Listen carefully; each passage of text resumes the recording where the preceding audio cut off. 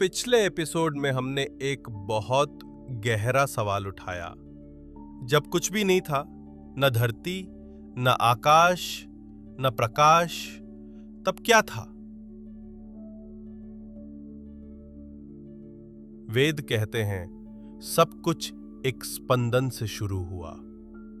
Science कहता है एक सिंगुलैरिटी से। दोनों की कहानी अलग है या एक ही सत्य के दो रूप। और फिर हमने देखा कैसे एक ब्रह्मा का दिन 4.32 बिलियन साल का होता है और कैसे नासा भी पृथ्वी की एज लगभग इतनी ही बताता है। तो क्या यह सब सिर्फ एक संयोग है या वेद और विज्ञान एक दूसरे को समझने लगे हैं? आज हम उसी रास्ते पर आगे चलेंगे और इस सफर में आपके हर प्रश्न का एक आध्यात्मिक और वैज्ञानिक जवाब मिलेगा। न असत था न साथ था। ये है ऋग्वेद का सबसे प्राचीन, सबसे रहस्यमय मंत्र, नासा दिया सुक्ता। ये सुक्ता कहानी नहीं सुनाता, ये सवाल उठाता है। जब कुछ भी नहीं था तब क्या था? न धरती थी, न आकाश, न प्रकाश था, न अंधकार। न जीव था, न मृत्यु, न दिन था, न रात, न हवा, न पानी, कुछ भी नहीं। और फिर भी कुछ था। वेद इसे कहते हैं एक बिंदु, एक तत्व जो सब कुछ था पर फिर भी शून्य था। साइंस कहता है क्वांटम वैक्यूम फ्लक्चुएशन, एक ऐसी अवस्था जहां कुछ भी नहीं था लेकिन सब कुछ संभव था। वेद कहते हैं एक स्पंदन हुआ, एक वाइब्रेशन, और उसी से सृष्टि की पहली लहर उठी। साइंस कहता है बिग बैंग, वेद कहता है ब्रह्मा का प्रथम संकल्प। यहां तक सब ठीक लगता है, लेकिन सबसे बड़ी बात आती है सुक्ता के अंतिम श्लोक में। को अड्ढा वेद का इहा प्रवोचात, कूता आ जाता, कूता इयाम विसृष्टि। शायद जो ऊपर विराजमान है वही जानता हो, या शायद वो भी नहीं जानता। वेद ये नहीं कहते कि उनके पास हर जवाब है। साइंस में कहां मिलती है?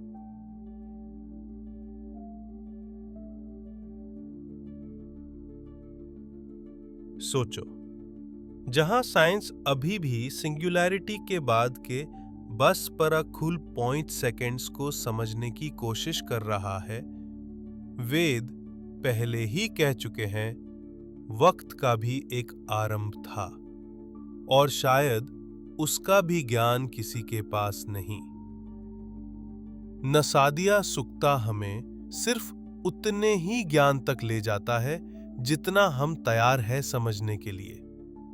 उसके बाद साइलेंस, वो मौन जहां सब कुछ था और कुछ भी नहीं।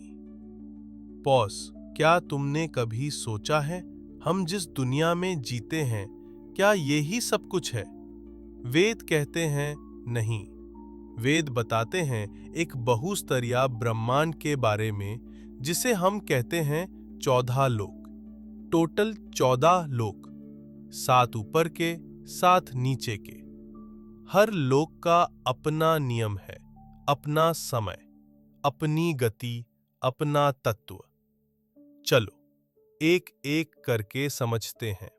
7 अपर लोकस, 1 सत्यलोक, सबसे ऊंचा, जहां ब्रह्मा स्वयं विराजमान होते हैं, पूरे ज्ञान का स्थान। 2.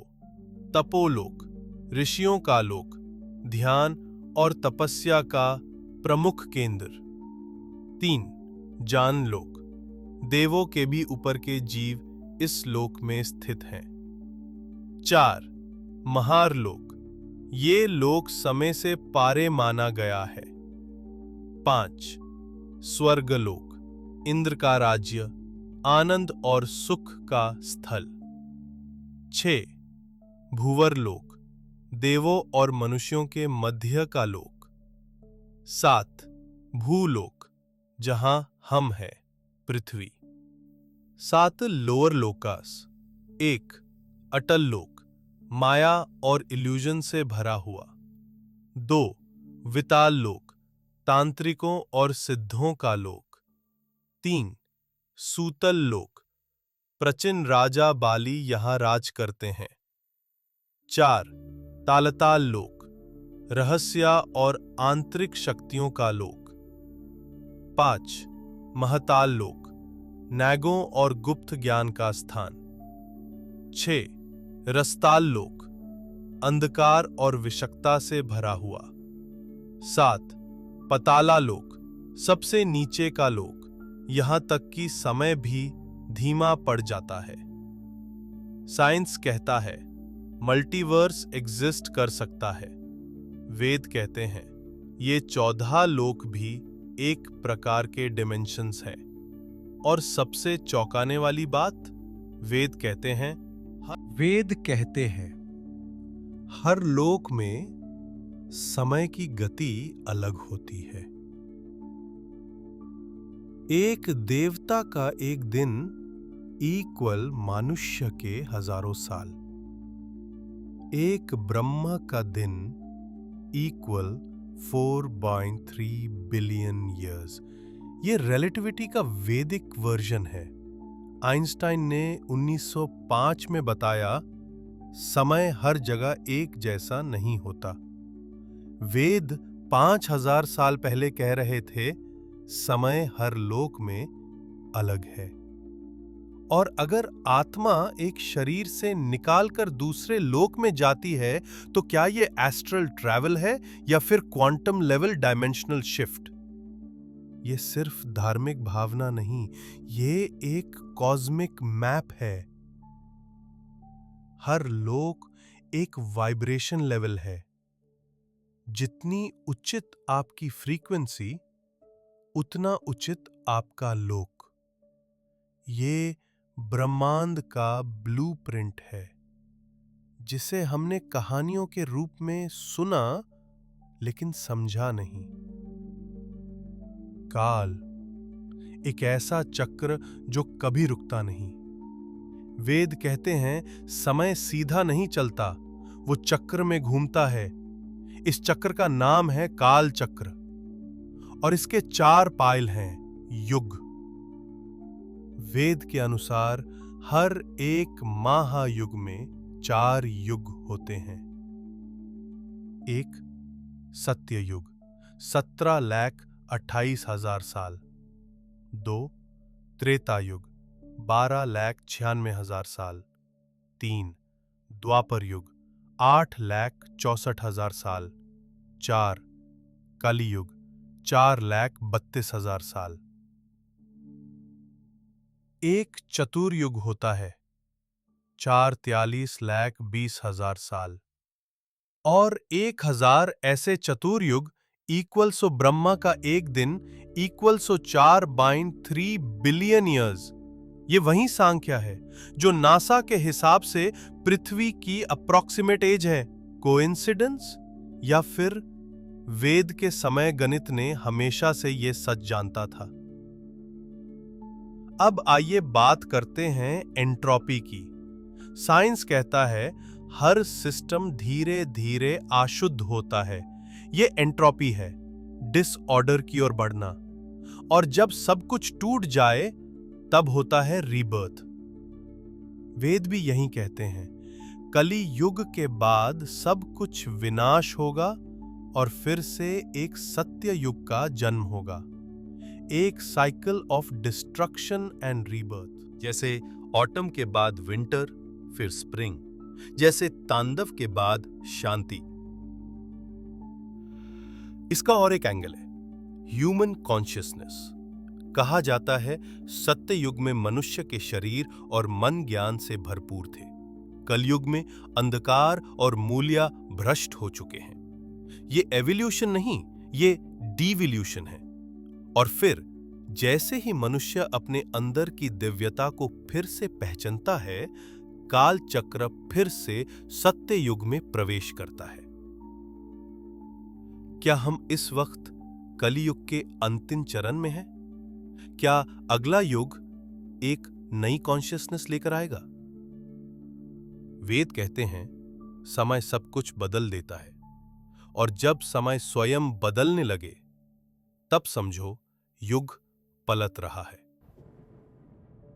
एक मंत्र, एक संकल्प और कुछ ही पलों में सब कुछ शांत। ये था ब्रह्मास्त्र। ना कोई मिसाइल, ना कोई न्यूक्लियर बटन, सिर्फ एक मंत्र और एक योग्य वॉरियर। महाभारत और रामायण दोनों में ब्रह्मास्त्र का वर्णन आता है। कहा जाता है जब ये अस्त्र चला दिया जाता था तो उस जगह कुछ भी उगता नहीं था हजारों वर्ष तक। क्या ये रेडिएशन था? क्या ये एक प्रकार का न्यूक्लियर डिवाइस था? ये सिर्फ ब्रह्मास्त्र ही नहीं, वेद में वर्णित है पशुपतास्त्र, नारायणास्त्र, वज्रास्त्र, अग्नेयास्त्र और वरुणास्त्र। हर एक का अपना एलिमेंटल कंट्रोल था। अग्नि, जल, वायु, आकाश और पृथ्वी के तत्वों पर आधारित। संस्कृत श्लोकों में लिखा है ओम आइम ह्रीम क्लीम अस्त्रय फट। यह शब्दों में था साउंड फ्रीक्वेंसी का पावर, एक प्रकार का सोनिक वेपनाइजेशन। आज हम मिसाइल्स में यूज करते हैं biometric lock, GPS guidance, heat seeking technology, और ऋषियों ने यूज किया मंत्र, ध्याना और आध्यात्मिक संकल्प। पूछो अपने आप से, क्या अस्त्र सिर्फ इमेजिनेशन थे, या हमने एक ऐसा ज्ञान खो दिया जो आध्यात्मिक भी था और वैज्ञानिक भी? और सबसे रहस्यमयी बात, कहा जाता है अगर ब्रह्मास्त्र का काउंटर ना हो तो पूरा ब्रह्मांड विनाश की ओर जा सकता था। एक डिस्ट्रक्टिव एनर्जी जिसका बैलेंस सिर्फ एक और आत्मसिद्ध वॉरियर ही रख सकता था। ये था रिस्पॉन्सिबल साइंस। आज हमने शायद टेक्नोलॉजी तो पा ली है, लेकिन वो रिस्पॉन्सिबिलिटी शायद अभी बाकी है। एक रथ जो सिर्फ साधारण घोड़ों से नहीं, वायु और मंत्रिक ऊर्जा से चलता था। रामायण में इसे कहा गया पुष्पक विमान, ना पंख ना इंजन, और फिर भी उड़ने की क्षमता। ऐसा ही कुछ महाभारत में भी लिखा गया है। कृष्णा, अर्जुन और देवों के पास ऐसे विमान थे जो सोच से तेजी से घूम जाते थे, आकाश में विलीन हो जाते थे और अंतरल में भी यात्रा कर सकते थे। एक प्राचीन ग्रंथ है वैमानिक शास्त्र, ऋषि भारद्वाज द्वारा रचित। इसमें वर्णन मिलता है 4 मुख्य विमानों का। एक रुक्मा विमान, गोल्ड लाइक सर्कुलर क्राफ्ट। 2 सुंदर विमान फॉर पैसेंजर ट्रांसपोर्ट। 3 त्रिपुरा विमान, 3 फ्लोर्स वाला फ्लाइंग सिटी। 4 शकुना विमान, बर्ड शेप्ड रिकॉनेसेंस क्राफ्ट। ये ग्रंथ propulsion systems, anti gravity mechanism और मेटल्स जैसे ताम्रगर्भ लोहा का भी जिक्र करता है। साइंस के लिए ये सब इम्पॉसिबल लगता है, लेकिन जब हम देखते हैं कि आज हम anti gravity theories, plasma propulsion और स्टेल्थ टेक पर काम कर रहे हैं, तो लगता है शायद हम वापस वही बनाने की कोशिश कर रहे हैं जो कभी हमारे पास था। एक और बात, पुष्पक विमान बिना ड्राइवर के चलता था, ऑटो पायलट, और आवाज से कंट्रोल होता था, मंत्र द्वारा प्रोग्राम्ड। आज हम सिरी, अलेक्सा और एआई वॉइस कमांड्स यूज कर रहे हैं, लेकिन ऋषियों ने ये थाउजेंड्स ऑफ इयर्स अगो किया था। क्या विमान एक कहानी है या एक याद जो कभी हमारी थी और फिर खो गई? जब कुछ शेष न रहे, तब भी शिव का तांडव चलता रहेगा। तांडव एक नृत्य नहीं, एक कॉस्मिक साइकिल है। सृष्टि का आरंभ, उसका पलन और उसका विनाश, सब कुछ एक ही नाद में बंधा हुआ है। शिव तांडव। शिव के 10 हाथ। एक हाथ में दमारू, वाइब्रेशन का प्रतीक। एक हाथ में अग्नि, विनाश का संकेत। एक पैर राक्षस के ऊपर, ईगो का संहार। ये कोई कल्पना नहीं, ये एक विजुअल इक्वेशन है ब्रह्मांड के कार्य प्रणाली की। साइंस कहता है यूनिवर्स एक्सपैंड करता है, फिर कॉन्ट्रैक्ट। वेद कहते हैं तांडव शुरू होता है, फिर विश्राम आता है। अब बात करते हैं विश्वरूप की। महाभारत में जब कृष्णा ने अर्जुन को अपना रूप दिखाया, तो क्या दिख रहा था? अनेक सार, अनेक भुजाएं, क्रोध में जलते देव और अनेक ब्रह्मांड एक साथ, एक ही रूप में। क्या यह था एक मल्टीवर्स का दर्शन, एक glimpse into higher dimensions? Arjun ने कहा, मुझे ये रूप देखकर कंपन हो रहा है, मेरा ज्ञान छोटा पड़ गया है। कृष्णा मुस्कुराए और बोले, ये रूप तुम्हारी आंखों से नहीं, तुम्हारे ज्ञान से देखा जा सकता है। शिव का तांडव हो या कृष्णा का विश्वरूप, ये दोनों है सिंबॉलिज्म ऑफ कॉस्मिक ट्रूथ। एक बताता है कि सब कुछ टूटेगा और दूसरा कि सब कुछ एक ही में समाया हुआ है।